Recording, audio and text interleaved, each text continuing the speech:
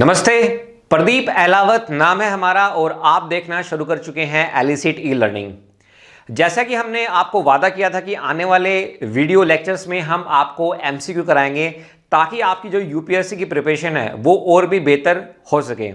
तो इसी सीरीज में हम अपना आज अगला क्वेश्चन यहाँ पे लेके आए हैं और ये क्वेश्चन रिलेटेड है फंडामेंटल राइट से। तो हम यहाँ पे स्टेटमेंट पढ़ते हैं। तो क्वेश्चन आपके सामने यहाँ पे स्क्रीन पे है, मैं क्वेश्चन को पढ़ देता हूँ। Consider the following statement regarding the fundamental rights enshrined in the Constitution of India।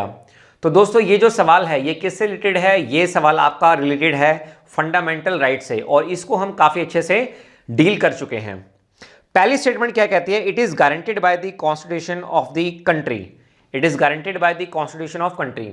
देखिए, कॉन्स्टिट्यूशन ऑफ इंडिया हो या फिर कॉन्स्टिट्यूशन ऑफ कंट्री हो, दोनों का मतलब क्या है? सेम है। तो इसमें आप घबराइएगा मत कि यहाँ पे कॉन्स्टिट्यूशन ऑफ इंडिया क्यों नहीं है, बिकॉज ये जो स्टेटमेंट है ये स्टेटमेंट यहाँ पे बिल्कुल करेक्ट है।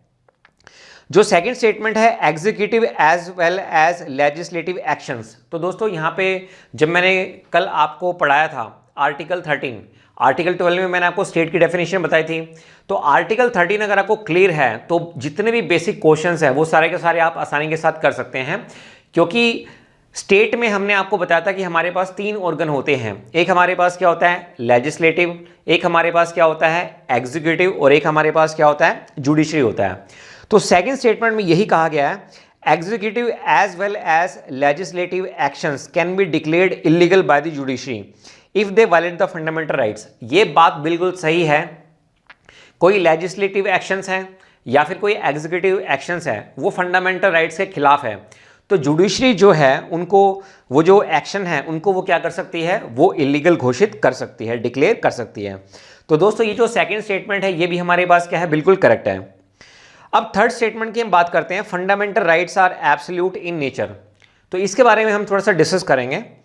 और लास्ट में जो स्टेटमेंट है वो क्या है? Which of the following statement is are incorrect. आपको बताना है कि इनमें से कौन कौन सी स्टेटमेंट हमारे पास इनकरेक्ट है। ऑप्शन ए है 1 and 2 ओनली, ऑप्शन बी है 1 ओनली, ऑप्शन सी है 3 ओनली, ऑप्शन डी है हमारे पास 1, 2 and 3। फाइन, तो इसको दोस्तों हम डिस्कस करते हैं। सबसे पहले मैंने आपको बताया था कि जब हमारा कॉन्स्टिट्यूशन बना था, कब एनफोर्स हुआ था? 26 जनवरी 1950 को। उस दिन हमें क्या मिला था? लेक्स एक्ट मिला था, रिपब्लिक वर्ड हमको मिल गया था, law is the king of the king. तो अगर मैं अपने ओरिजिनल कॉन्स्टिट्यूशन की बात करता हूं तो ओरिजिनल कॉन्स्टिट्यूशन में हमारे पास कितने फंडामेंटल राइट्स थे? 7। जैसे पहला हमारे पास क्या है? राइट टू इक्वलिटी है। दूसरा हमारे पास क्या है? राइट टू फ्रीडम है। तीसरा हमारे पास क्या है? राइट अगेंस्ट एक्सप्लॉयटेशन है। नेक्स्ट हमारे पास क्या है? Right to freedom of religion है। नेक्स्ट हमारे पास क्या है? कल्चरल एंड एजुकेशनल राइट्स है। नेक्स्ट हमारे पास क्या है? Right to property. और लास्ट में हमारे पास क्या है? राइट टू कॉन्स्टिट्यूशनल रेमेडीज हमारे पास है। अब दोस्तों आपको पता भी होना चाहिए कि ये कौन कौन से आर्टिकल के अंडर आते हैं। जैसे अगर मैं राइट टू इक्वलिटी की बात करूं तो बताइए, ये आपके पास हो जाएगा आर्टिकल 14 से लेके कहां तक? आर्टिकल 18 तक। ठीक है, आर्टिकल 14 से लेके आर्टिकल 18 तक। राइट टू प्रॉपर्टी, ये आपका कौन सा आर्टिकल है? ये है आपका आर्टिकल नंबर 31। कौन सा आर्टिकल है दोस्तों? ये है आपका आर्टिकल 31। और राइट टू कॉन्स्टिट्यूशनल रेमेडीज, ये आपका कौन सा आर्टिकल है? This is your article number 32। ये है आपका आर्टिकल 32। राइट अगेंस्ट एक्सप्लॉयटेशन, ये आपका कौन सा आर्टिकल है? This is article number 23 and 24। 23 and 24। Cultural and education rights, ये है आपके आर्टिकल 29 और ये है आपका 30। और ये फ्रीडम जो है ये आपका आता है आर्टिकल 19 से लेके आर्टिकल 22। और right to freedom of religion, ये आपके पास हो जाएंगे कहाँ से कहाँ तक? आर्टिकल 25 से लेके आर्टिकल 28 के बीच में। तो दोस्तों इनको रटने की जरूरत नहीं है। जब आप थ्योरी को पढ़ोगे ना, जितने भी मैंने वीडियोज़ यहाँ पे बनाई हुई हैं, अगर आप उन वीडियोस को ध्यान से देखेंगे और अपनी कॉपी में लिखेंगे तो ये सारी की सारी चीज़ें बहुत ही ज़्यादा आसान आपको नजर आएंगी। बस आपको 3 से 4 बार रिवाइज करना है।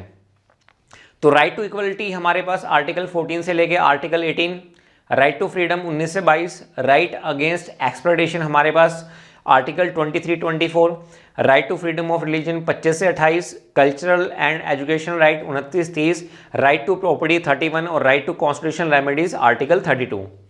तो जब हमारा कॉन्स्टिट्यूशन बना था तो उस समय पे हमारे पास क्या थे, 7 हमारे पास फंडामेंटल राइट्स थे। लेकिन ये जो राइट टू प्रॉपर्टी है इसको डिलीट कर दिया गया, इस फंडामेंटल राइट को डिलीट कर दिया गया और इसको डिलीट किया गया with the help of 44th constitutional amendment 1978। और इसको याद करेंगे सबसे बढ़िया तरीका क्या है, 4 + 4 क्या होता है 8, तो ये आपके पास कितना आ गया 1978 आ गया। अच्छा, अब इसको डिलीट कर दिया गया, तो डिलीट करने के बाद ये जो राइट टू प्रॉपर्टी है इसको क्या बना दिया गया, इसको बना दिया गया लीगल राइट। क्या बना दिया गया, लीगल राइट बना दिया गया। और इसको लीगल राइट बनाया गया है अंडर आर्टिकल 300A। तो मैं यहां पे इसकी ब्रैकेट में लिख भी देता हूं आर्टिकल 300A। अब मुझे बताओ, अब जो आर्टिकल 300A है ये पार्ट 3 में तो आएगा नहीं, तो सबसे लास्ट में हमारे पास जो पार्ट है वो हमारे पास कौन सा है, पार्ट 12 हमारे पास है। कौन सा है, पार्ट 12। ये 10, ये 11, ये 12, तो रोमन में आपको यहां पे लिखना है। इतना क्लियर होगा। अगर आपसे पूछे कि भाई हमारे पास कितने फंडामेंटल राइट्स हैं, ठीक है, तो इसका मतलब वो अभी करंट के बारे में पूछ रहा है। तो करंट के बारे में जब वो पूछेगा तो आपको जवाब देना कि सर अभी हमारे पास 6 फंडामेंटल राइट हैं, पहले 7 होते थे तो एक डिलीट हो गया, ठीक है, 44th कॉन्स्टिट्यूशनल अमेंडमेंट से। अब हमारे पास कितने बच गए, 6 बच गए हैं। अगर इंटरव्यू में आपसे पूछा जाए कि ओरिजिनली हमारे पास कितने थे, ठीक है, तो तब आपको क्या बताना है, तब आपको 7 बताने हैं। अगर वो पूछे कि कितने हैं, इसका मतलब वो करंट के बारे में आपसे पूछ रहे हैं, तो आपको ये जवाब देना है। अच्छा, इसके अलावा मैंने आपको ये भी बताया था कि जो फंडामेंटल राइट्स होते हैं ये कहाँ पे आते हैं, पार्ट 3 में, ठीक है, और ये आर्टिकल 12 से लेके कहाँ तक लाई करते हैं, आर्टिकल 35 के बीच में लाई करते हैं। अब मैं आपसे एक सिंपल सा क्वेश्चन पूछना चाहता हूँ। ये क्वेश्चन आपसे इंटरव्यू में भी पूछा जा सकता है, बहुत ही बेसिक क्वेश्चन है। आपसे पूछा जा सकता है कि जो फंडामेंटल राइट्स होते हैं, ठीक है, फंडामेंटल राइट्स में और जो ऑर्डिनरी राइट्स होते हैं उन दोनों में क्या फ़र्क है। भाई राइट तो वो भी है, जो ऑर्डिनरी राइट है वो भी एक राइट है, और जो फंडामेंटल राइट है वो भी हमारे पास क्या है, एक राइट है। तो फंडामेंटल राइट के बारे में तो आपको पता ही है कि भी जो फंडामेंटल राइट्स होते हैं वो क्या होते हैं, वो गारंटीड राइट होते हैं, जिनको आप एनफोर्स कर सकते हो with the help of court against the state. और जबकि जो नॉर्मल होते हैं, ठीक है, नॉर्मल में जस्ट आपको इसका अपोजिट लिखना है। मतलब नॉर्मल को आप डिलीट करेंगे तो एक नॉर्मल प्रोसीजर रहेगा, ऑर्डिनरी प्रोसीजर रहेगा, ठीक है, उसमें कॉन्स्टिट्यूशन की तरह अमेंडमेंट करने की आवश्यकता नहीं है, जो हम किस में करते थे, आपके फंडामेंटल राइट्स में करते थे। तो फंडामेंटल राइट्स जो होते हैं वो आपके गारंटीड राइट होते हैं। और एक मैंने आपको 2015 प्रीलिम्स का क्वेश्चन भी कराया था, who is the custodian of the constitution of India, तो जवाब हमारे पास क्या था, सुप्रीम कोर्ट। तो यही चीज़ दोस्तों मैंने यहाँ पे लिखी है, fundamental rights are protected, fundamental rights are protected and guaranteed by constitution of India. अगर ये वर्ड आपको नहीं मिलेगा तो आपको क्या मिलेगा यहाँ पे, फंडामेंटल लॉ ऑफ लैंड मिलेगा, या फिर आपको क्या मिलेगा, सुप्रीम कोर्ट, क्योंकि supreme court is the custodian of the constitution of India. उसके बाद मैं आपको एक बात और बताना चाहता हूं कि हमारे जो फंडामेंटल राइट्स होते हैं ना, ये एब्सोल्यूट नहीं है नेचर में। एब्सोल्यूट का मतलब, एब्सोल्यूट नहीं होने का मतलब क्या है कि भाई ये अनलिमिटेड नहीं है। जैसे मान लीजिए एक छोटा सा मुद्दा है रिजर्वेशन, तो जो रिजर्वेशन है, रिजर्वेशन का मतलब ये नहीं कि भाई ये आपका फंडामेंटल राइट है। अगर सुप्रीम कोर्ट चाहे तो उसको वो मना भी कर सकते हैं कि भाई एजुकेशन में हम इसमें आपको रिजर्वेशन नहीं दे सकते हैं, जो अभी रिसेंट में मुद्दा चल रहा है। इसके ऊपर भी मैं बाद में बात करूंगा। इसके अलावा जैसे आप कहीं पे भी जा सकते हैं, right to freedom, right to movement, आप किसी भी एरिया में जा सकते हैं, ये आपका फंडामेंटल राइट है। लेकिन अगर मान लो एक टाइगर रिजर्व एरिया है, ठीक है, और उसका जो कोर एरिया है, अब उसमें जाने के लिए मना किया हुआ है, लेकिन आप कहो कि भाई ये तो मेरा फंडामेंटल राइट है, मैं तो वहाँ पे जाऊँगा, तो ये चीज़ गलत है। तो कहने का मतलब ये है कि मोटे मोटे तौर पे ये मैंने जो आपको एग्जांपल बताए हैं ये हमें ये बताते हैं कि हमारे जो फंडामेंटल राइट हैं वो अनलिमिटेड नहीं है, हमारे जो फंडामेंटल राइट्स हैं वो एब्सोल्यूट नहीं है, वो अनलिमिटेड नेचर में नहीं है। यही बात मैं आपको बताने की कोशिश कर रहा हूँ। तो यही मैंने लिखा है, fundamental rights are not absolute और अनलिमिटेड राइट्स। ये एब्सोल्यूट राइट नहीं होते हैं, इसको आप लिख लीजिए अपनी कॉपी में, जो आपके पास जो शॉर्ट नोट्स आपकी जो डायरी है पॉलिटी की, उसमें आप इसको अंडरलाइन कर लीजिए। This is a very very very very important, क्योंकि ये स्टेटमेंट मैंने कहाँ से उठाई है, डायरेक्टली एनसीईआरटी से उठाई है। उसके बाद the government can put restriction, अगर सरकार चाहे government can put restriction on the exercise of our fundamental rights.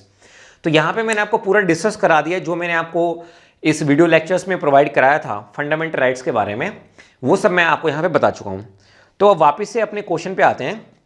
Statement को हम यहाँ पे दोबारा पढ़ते हैं। Consider the following statement regarding the fundamental rights enshrined in the constitution of India. तो पहली स्टेटमेंट बोलो क्या है, it is guaranteed by the constitution of the country. ये बिल्कुल सही है, पहली स्टेटमेंट सही है। सेकेंड स्टेटमेंट है executive as well as legislative actions can be declared illegal by the judiciary if they violate the fundamental rights. ये बात भी बिल्कुल सही है। और तीसरी बात, fundamental rights are absolute in nature. नहीं, ये गलत है। एब्सोल्यूट और अनलिमिटेड वो नेचर में नहीं होते हैं, क्योंकि जैसे मैंने आपको वो टाइगर रिजर्व वाला एग्जाम्पल दिया, ठीक है। तो ऐसे छोटे छोटे एग्जाम्पल आप याद रखिए, अपने दिमाग में रखिए, ताकि ये आपको हेल्प करें। अब हमसे पूछा गया है which of the above statement is are incorrect, तो वो इनकरेक्ट पूछ रहा है। तो इनकरेक्ट तो हमारे पास क्या है, 3 है, तो सी इसका आंसर हो जाएगा। अगर वो हमसे करेक्ट पूछता तो करेक्ट हमारे पास क्या है, पहली और दूसरी स्टेटमेंट सही है, तो हमारा क्या होता, अगर वो करेक्ट पूछता तो हमारा 1 और 2। अगर वो हमसे क्या पूछता, अगर वो हमसे पूछता करेक्ट, तो करेक्ट में हमारे पास हो जाता 1 and 2 ओनली, 1 and 2 ओनली। लेकिन अब वो हमसे क्या पूछ रहा है, अब वो हमसे पूछ रहा है इनकरेक्ट, तो इनकरेक्ट में हमारे पास क्या आएगा, 3 ओनली, क्योंकि जो स्टेटमेंट 1 है और जो स्टेटमेंट 2 है वो दोनों हमारे पास क्या है, बिल्कुल सही हैं।